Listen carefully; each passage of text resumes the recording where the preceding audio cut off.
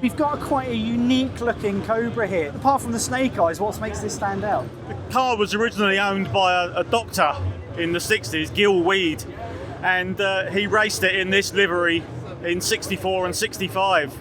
So when Bobby bought the car, we thought, well, that's the livery to go for. It had been red and blue and white since then, but this drew the eye. I mean, it certainly does, and I mean, it's known by everybody as Snake Eyes, but is that its official name?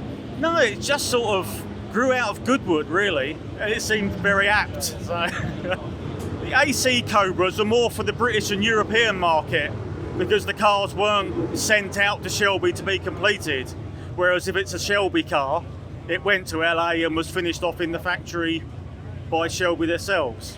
In terms of kind of performance then, how do the two differ? No difference at all. Yeah, and a lot of the AC cars will be right-hand drive. Of all the vehicles that you guys have brought down here this week, is this one the favourite? Yeah, I'm a little bit biased to the Cobra I'm running, but which is an earlier version than this. It's only a 260 cubic inch engine and it's not got the big arches. But yeah, it's certainly a favourite in the workshop. The livery is one thing, but did it come with the eyes, or is that something that you guys have added? No, it had the eyes originally in the 60s. We found a few photos online of it and had to base the design around that. It didn't have the roof then, or the window. It had a little thin Perspex fly screen, but for Goodwood you have to run a closed car. So what other sort of modifications have you guys had to do to it over the years to get it ready for Goodwood? The bodywork had been altered since the 60s, had a more run-of-the-mill Cobra type body. So the front arches are quite specific to this car.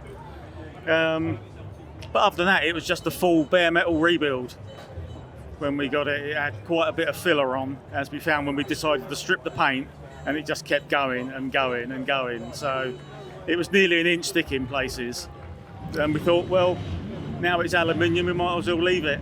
It was silver originally with the snake skin, so bare aluminium saved about 30 kilos in paint and prep.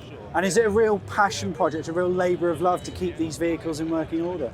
Yeah, well, it's a full-time job, so it's yeah, you've got to have a love for them. And if you weren't working on the Cobras, what would be your ideal vehicle to work on? For me, Lola T70s. I've got quite a long history of working with those, but we've done a lot of GT40s as well, and we run a lot of Mustangs now. So Ford fans then? Yeah, pretty much.